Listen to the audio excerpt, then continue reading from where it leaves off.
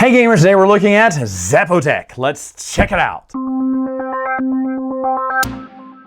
Setup for the game is very simple. You're going to take all these tokens of their color and put them in the pre-printed areas on the board. Some are for 4 players, some may say for 3 players. Of course, you'll ignore that if you're playing with 2 or 3 players. Same thing with here, you'll just ignore those 2 areas there. You'll shuffle these little stacks of 1, 2, and 3 and deal 3 out on the board here.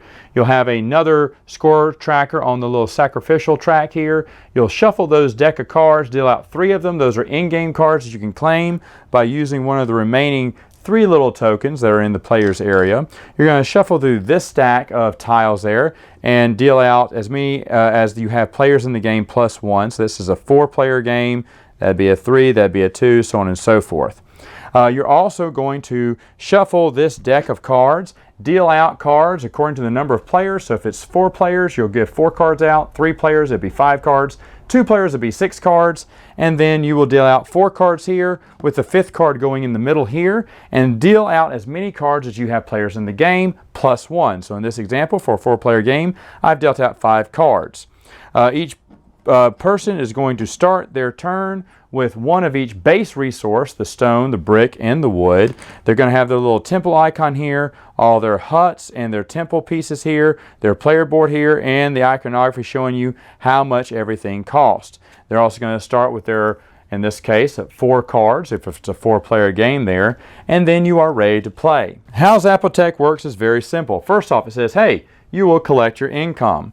And you'll collect income based off what it is that you are playing here. So you choose one of these cards, place it face down, and whoever has the lowest number will go first, and then so on and so forth around the board. So what does it mean by collecting income? Well, you're going to look at this and say, okay, I'm getting wood, and then along one of your tracks here, so I'll just bring this out here, I would move it down here and get anything on this row. Now right now I don't have any tiles on this row because this is my first turn, so all I'm getting is wood. Again, I could also have gotten stone, or if I had one that had brick, I would have gotten brick too. And as you start collecting these tiles, these actions will get a little bit more important. After you've collected your income, you can perform capital actions. Capital actions are with refined resources. You won't be getting them on your first round, but in future rounds you may. Future rounds can say, hey, for 1, 2, or 3 coin, you can buy one of these little actions here. 1s are one-time action. 2s are actions you can do once per round. And 3 is a little bit mix of everything. It can be 1 powerful action, or 1 recurring action, or 1 ongoing action, depending on the tile. And the iconography is very simple. It's in the rule book if you need to know it. Now, you can only get 1 of these for each round. So once you have used it, you'll just keep it over into your area and just flip it over, showing you've used it, and that way you won't be able to get another 1, 2, or 3 in the game. But another use for coins would be using your priest and coins and claiming one of these in-game objective goals. Now, if you're the first one there, you just pay a priest and a coin and then put one of your markers on those 3, so you'll be able to score those points at the end of the game. If someone else has their marker on there, you have to pay an additional coin for every marker that's on there. So if 2 other players were on that top one there and I tried to place mine there, that would be 1 priest and 3 coins. The other track you can move up is a sacrificial track here. It costs 1 priest and any number of corn from 1 to 5, and however much corn you have, you will move up the track, gaining victory points, discounts on some of these cards, resources, or discounts on placing a token right here on these 3 things. For instance, this one lets you place a token on any of these cards for free. This one lets you do it without having to pay that priest. At the end of the game, whoever's highest on this track, first, second, and third, will score some victory points as well. So once you've done your capital actions, then you can do your construction step. Now, depending on the type of cards you played, you'll be able to be playing on certain areas. So for instance, I can only play on red buildings, or I can only play on yellow buildings here, or on terrain. I can only play on the mountain areas here on either side. Or it could be something regional like this card. So anywhere where I see the green idol, which is over here, I can play anywhere in this section.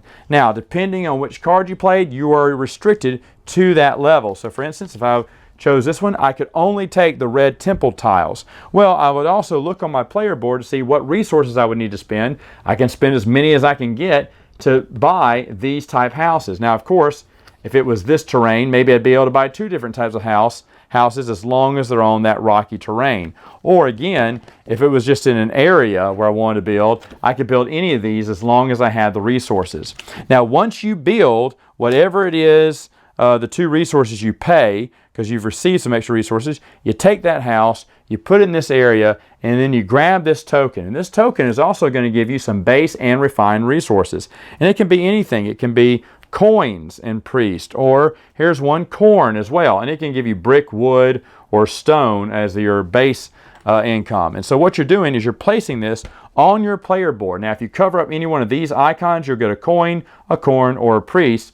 But as you do this, so if I put it here next time, the next time I played a wood, I would also go down this row, or I could go down vertically as well, wherever I decided to put it, and I would get one wood, another wood, and a priest. And so this is how you make your actions a little bit more powerful each round. So once you do that, like I said, place it there, get any bonus rewards that you got for placing in that area, and then before your turn is over, the last thing you've got to do is score, well, the last 2 things is score the current round's bonus card. What this says here, this bonus card said, hey, if you build on those red temple spaces, you're going to get 2 victory points. Hot diggity, I just got 2 victory points for building on that one. Now, hopefully, if I could have built more, I would have gotten more points. But that's the end of that round. So now I have to choose from one of these cards to put in my hand for the next round. So let's say I picked this one and put it in my hand. Then the next player go, and so on and so forth. Other actions you can do in the game, other capital actions I should say, is building a temple. And if you see here, it costs 1 of each base resource and a priest. And what you do, you can take any of your temple sizes you want, probably your base at first, place it in one of these sections here, and then assign one of these tiles to this one. It'll set some in-game victory points at the game. So for instance, maybe I'm going to be playing a lot in the green section, so I just place this over here.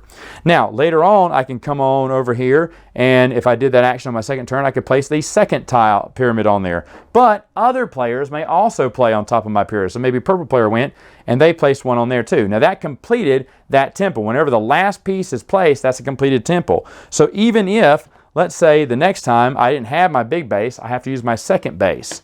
And if I use a small base, then that would count as a completed temple as well. Of course, even a super small one would count as a temple as well. You wouldn't be getting as many victory points at the end, but still, that's basically how the size of pyramids can go, and anyone can play there each time assigning a different terrain that they wanted to score at the end of the game. There's one other type thing that you can build, and it's one of these little pyramids. You only have 1 pyramid token, so you have to pay all 3 base resources, and then what you would do is you would place this one in that area that you wanted. So for instance, maybe I just wanted it here, all right? And then I'd take this, flip it over, put it right here. Now this means that if ever something came up for yellow that was in this section, I would score double the amount of points with this token here because my temple happens to be there. Of course, on your temple space, you'd also put your little house there to make sure everyone would know it was yours. But that's basically how temple spaces work. Now, after each player goes, they're going to slowly be grabbing cards until there's only one left. Now, when that's left, then you're going to place this one onto the next tile here, which means, hey, anyone who's now in a forest will get 2 victory points. Well, hot dog, look at me. I got 2 here, and since I put my temple down, that's 2 4. So that's another 6 that I got in this game. And as you see, then you deal out, well, you wouldn't deal out any cards. You would use the 4 discarded cards that were discarded from all the players that round. You would put those out on the board now, and then add a 5th card to that round. So this is like the round tracker here. And then you go do it again. Of course, revealing your cards, starting with the person who has the lowest amount, and then going through there, building temples, grabbing these, going up the sacrificial track, claiming these sacrifice awards, building your little grid so your actions will be more powerful, placing out pyramid and houses all around there. And after 5 rounds, the game ends. Now, at the end of the game, you're going to score a few things. As it says here, you're going to score that sacrifice track for being 1st, 2nd, 3rd. You're going to score any rituals. These ritual cards here, whatever you made on that, score those as well. Then finally, there's the pyramid. What does this mean? Well, 1 point per level. So for instance, this was a 3-pointer. So you're going to get 3 times the number of houses there that you have there. So it'd be a times 3. So if I had maybe 5 buildings over there, that'd be 15 points because it got a level 3. If I had this one there, it'd be 2 times my whatever it was. Let's say 5. That'd be 10. If I had 1 there, it'd only be worth 5 victory points. So that's why you want these towers as big as they can. Then finally it says, hey, For a completed tower, you get 5 victory points per level. So in this case, black would get 10 victory points, and purple, since they contributed, would get 5. After you've added up all your victory points, whoever has the most wins. I should also mention there is a mini expansion for this. These are called asymmetrical boards, and it's really not worth it. What they do is they just move some of the icons around on some of the boards here, but really not worth getting. Final thoughts. What do you think about the game? Well, I should say that those asymmetrical boards are completely worthless. Do not buy them. Like I said, who cares where the different icons are where you can cover it up and get the special bonus? It doesn't seem like it matters that much. And when I bought them because I thought they'd be somewhat different, maybe have different icons, different bonuses, and they're just very unimaginative and not worth it. The game, though, is great. Is great. The first time we played it, it was a little late, and we had brought this out, and I should never bring out a game at the end of the night. It can confuse you, and I got a lot of rules wrong, and I knew something was wrong after we played, and I said, I got to go back and read these rules again. And the next day I read them, I realized what I did wrong, we started playing it, and we love it. I love this game, and usually it's so weird because in a way it's area control, right? Because you're trying to get houses in certain areas so that your temples can score points in those areas so that you can choose the cards. I love that strategy of choosing the card at the end of your turn because it's so unique because you're trying to get a low number because you want to go first.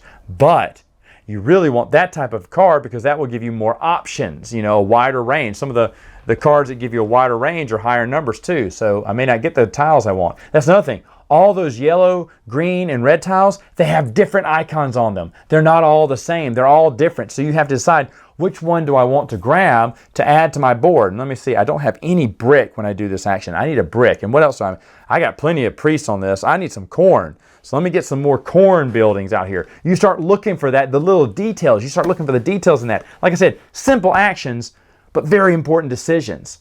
And I love that about the game. And then, of course, I maneuvered it every round one game. I killed everyone in one game because I maneuvered it to where the last card picked was something that was going to score me big points in the next round. And every round reoccurring. I think those last 3 rounds, I just ran away with the game because I was picking, they were leaving cards open that I knew they probably wouldn't want something specific like a house or something or a lance that they won't want that. I have all the land there and they won't get it. Sure enough, they didn't get it and they didn't realize they should have taken it from me because if it goes on to the next round, whatever card's left over moves over to the score track. And I think it was like I had a ton of red houses, and so I just had the red house score like twice there, and it was just boom, so good, so good. Light, easy, fun, but very, very, very, very distinct and important decisions you have to make that could win or lose you the game. That's how brilliant this is. Love this game. All right, gamers, that's it for now. Until next time, game on.